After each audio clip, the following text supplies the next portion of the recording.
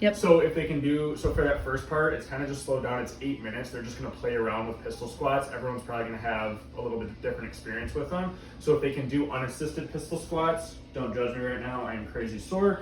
Unassisted pistol squats, then the best modification, which a lot of people will probably end up doing, is they can grab like their couch, a chair, suitcase. The higher the object, the easier it'll be for them. So if they start out higher, you can encourage them to decrease the height of the object, and then they'll just pistol squat down onto it and up, okay? If they need to have 1 foot down, just try to keep it in one leg, boom, so the one leg is primarily lifting them. So just show them a bunch of different options and ways they can do it. If they have like a doorway or a door as well, or something by their side, they can hold onto it, so holding onto a door here, and then helping pull themselves up with it as well, okay? Coaching points on that, I would tell them to watch their knee, make sure their knee's not caving in, so their toe should still have a slight point out. And then when they go down, do a quick drop.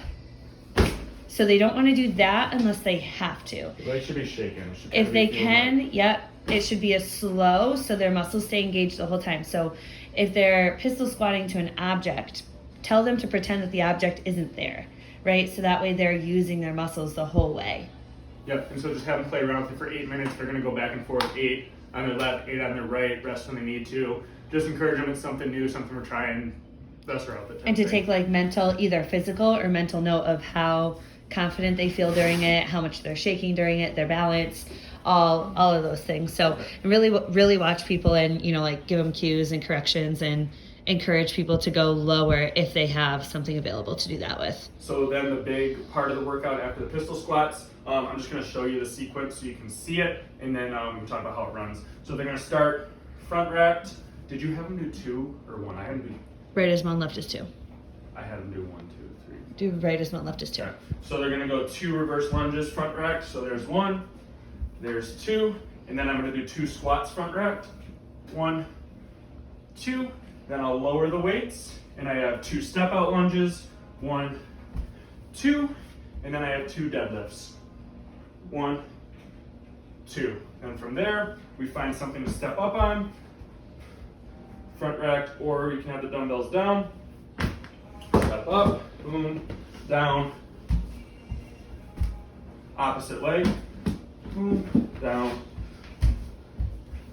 Make sure in that one you tell them to keep the dumbbells really close to their body, so they don't want the dumbbells like pulling far away from them because it'll pull on their back. So they have 8 of those there, and as soon as they finish that, they get into a squat, and they're going to have an 8-foot squat walk forward. They can measure out 8 feet or just do about 8 feet at their house, and then they go 8 feet backwards. Cues on this, you're walking in your heels. Walking in your heels. So then once they get done with the squat walk, they rest for 2 minutes on their own time, and then they'll go again. So they got 8 rounds. So tell them to have a clock out, their phone out, or a timer or something so they can time their 2-minute rest, because they'll need their timer at the end of the workout too. On the step up downs, if going all the way to the ground doesn't work, then instead they can leave their dumbbells on their object and then stand back up. But there too, they're gonna have to really make sure they get their feet close to the object, get their dumbbells close to them so they're not straining their back as they pick their dumbbells back up. So in order to make this one a little interactive too, because they are just working for 8 rounds by themselves, what I was doing was during their 2-minute rest period at the end of each round, I would have them go up to the chat and type in what round they're on so that you can keep track. Because when people get to round number 5, and I'll text you this as well, when people get to round number 5, everything that had a 2 in front of it is now going to have a 4 in front of it. Okay? So everything that had a 2 is now going to have a 4 in round 5. So you can have people come up to the chat during their rest period because they'll need something to do and tell you what round they're on. And you can throw out stuff like do trivia questions, like have them answer a question too in their chat because they get kind of antsy during the 2-minute rest as well. I think that's it. So I would type everything in the chat. Yep. So that big list of 8 rounds that they have, type that all out in the chat. That way that they can see it. Tell them to pull the chat up too. Say pull the chat up. I'm going to type everything that you have in there.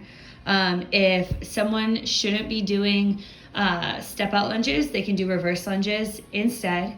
And then if someone shouldn't be doing a forward squat walk, they can double up on their backward squat walk. So these are going to be your people with knee issues. Like I can't always do step out lunges or forward squat walking because my knee. So have them sub reverse instead for the lunge or for the walk.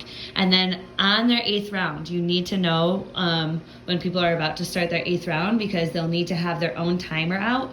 Because at the end of the 8th round, as soon as Kyle finishes his last backward squat walk, he's going to stay in a squat hold and he's going to track his time, and that's what they're going to measure today. They're going to measure the weight that they used and then the amount of that final squat hold that they did. So tell them, like, as they're doing their rounds, like, as soon as you start a round, the round should be fluid. There's not like breaks in between it. So as soon as you start your first reverse lunges, you're going to move fluidly all the way through until you get done with your backward squat walk. And then when it's time to rest, you'll rest. Tell people too, after the first or second round, if they feel like it's not challenging and they have more weight available to them, to go to make a weight adjustment if they need to, and again, to just take note of it. So the only things that people are measuring today are just their confidence, their overall stability, and their performance with their pistol squats. So their notes for that are gonna, look kind of different than what we've been tracking all week. Then they're going to write down the weight that they used for their 8 rounds and the duration of that very final squat hold that they do. So the squat hold is only done once at the end of round 8. And everyone's going to finish it. Might finish close, but in my class today, everyone finished at pretty different times. So once they finish their squat hold, they're free to log off, or they can hang out and chat or whatnot. There might not be like a big group ending to this workout. So Yeah, but those 8 rounds should take like what, 24 minutes? 20 to 28 minutes. Yeah, something like that. So really encourage them to use challenging weight for it.